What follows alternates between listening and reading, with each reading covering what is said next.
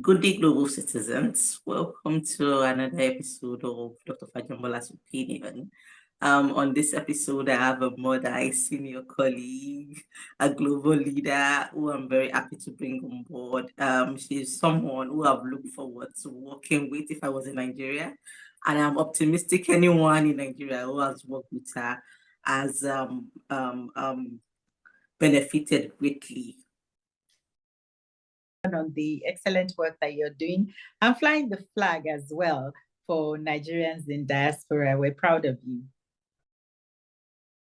Finally, she was recognized, I think it was just last year, she had the Immortal Cells, and she was recognized properly by Dr. Tedros for her contribution.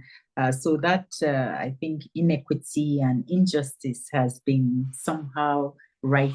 We now have at least some recognition for the members of her family that remained. My interest in cancer grew. When I left medical school, I knew without a doubt that I wanted to specialize in pediatrics.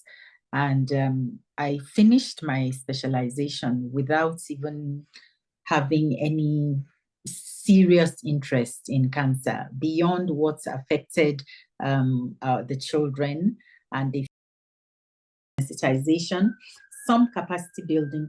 But when it comes to treatment, it's very difficult for cancer NGOs to be involved because it's so expensive, especially in the global south. So the global funding that is available for cancer is mostly in the research end of the spectrum. Some treatment, again, is available, but I don't think you've ever heard of any fund that maybe when it's this cancer, it targets the HPV virus, which is the cause of 95% of cervical cancer. And basically is the 90-70-90 plan. It states that if we vaccinate 90% of eligible girls aged between 9 and 14, if we screen 70% of women at least once in their lifetimes from the ages of 45, and we treat 90% of early lesions. You have to understand the pathology and progress of cervical cancer to understand what is behind these targets. By screening, you can pick up precancerous lesions, that is, lesions in the cervix that have not developed into cancer yet. And there are very easy treatment tools that can be used in an outpatient, even in an outreach Your Excellency, for that elaborate explanation. I want you to tell us 3 things people should know about HPV vaccination in Nigeria. I know you are doing a lot of advocacy, but what are 3 things you want us to know about HPV vaccination in Nigeria?